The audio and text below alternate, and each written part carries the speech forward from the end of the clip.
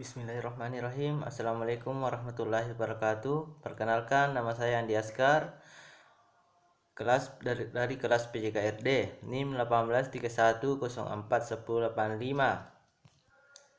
Baiklah, saya akan menjelaskan pengertian tentang hakikat penelitian. Yang pertama itu pengertian. Penelitian pada hakikatnya merupakan suatu kegiatan ilmiah untuk memperoleh pengetahuan yang benar tentang suatu masalah. Menurut para ahli, yaitu salah satunya yaitu menurut Surya Sumatri, yaitu penelitian merupakan pencerminan secara konkret kegiatan ilmu dalam memproses pengetahuannya.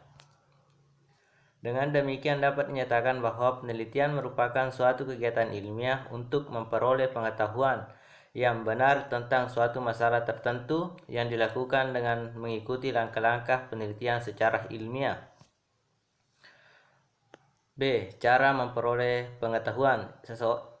Seseorang dapat memperoleh pengetahuan dengan menggunakan beberapa cara. Menurut Ibnu, yaitu menyatakan bahwa pengetahuan dapat diperoleh secara langsung maupun melalui berbagai sumber sekunder, diantaranya melalui pengalaman pribadi, modus otorita, penalaran deduktif dan induktif. Yaitu yang pertama yaitu pengalaman pribadi. Yaitu pengalaman pribadi. Dalam kehidupan sehari-hari, orang selalu menghadapi masalah, bahkan orang selalu menciptakan masalah untuk diselesaikan. Untuk memecahkan masalah tersebut, seseorang sering mencoba memanfaatkan pengalaman pribadi atau mencari pengalaman baru yang dianggap dapat membantu memecahkan masalah yang dihadapi. 2. Penalaran deduktif. Penalaran deduktif dimulai dari hal-hal yang bersifat umum dan menuju ke hal-hal yang khusus. Untuk memperoleh pengetahuan yang lebih dapat diandalkan filsuf Yunani, yaitu Aristoteles, dalam menggambarkan sesuatu cara berargumentasi yang disebut silogisme atau penalaran deduktif yang dapat dipakai untuk menguji validitas suatu kesimpulan. 3. Penalaran induktif. Penalaran induktif dapat digunakan untuk menguji kebenaran premis-premis dalam penalaran deduktif.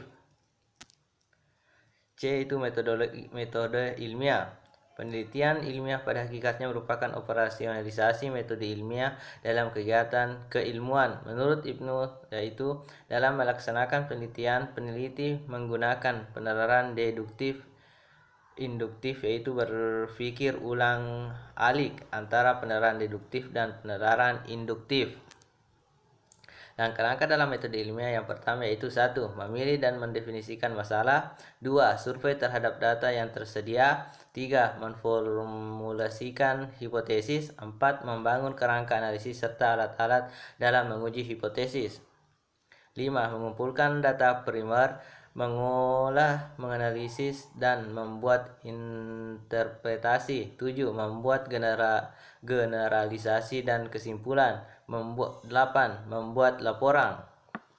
Alur berpikir yang tercakup dalam metode ilmiah dapat dijabarkan dalam beberapa langkah yang mencerminkan tahap-tahap dalam kegiatan ilmiah. Kerangka berpikir ilmiah yang berintikan proses logiko-hipotesis verifikasi ini pada dasarnya terdiri dari langkah-langkah meliputi.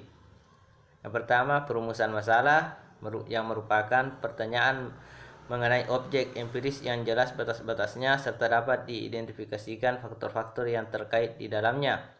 2. Penyusunan kerangka berpikir dalam pengajuan hipotesis, yang merupakan argumentasi yang menjelaskan hubungan yang mungkin terdapat antara berbagai faktor yang saling mengkait dan membentuk konstelasi permasalahan. Ketiga yaitu perumusan hipotesis, yang merupakan jawaban sementara atau dugaan terhadap pertanyaan yang diajukan, yang materinya merupakan kesimpulan dari kerangka berpikir yang dikembangkan. 4. Menguji hipotesis, yang merupakan pengumpulan fakta-fakta yang relevan dengan hipotesis yang diajukan untuk memperlihatkan apakah terdapat fakta-fakta yang mendukung hipotesis tersebut atau tidak.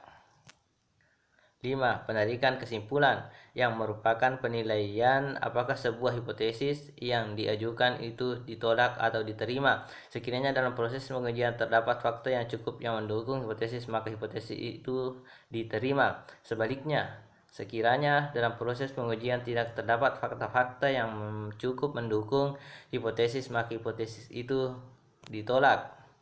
Keseluruhan langkah-langkah ini harus ditempuh agar suatu penelaahan dapat disebut ilmiah, meskipun langkah-langkah ini secara konseptual tersusun dalam urutan yang teratur, di mana langkah-langkah yang satu merupakan landasan bagi langkah-langkah berikutnya.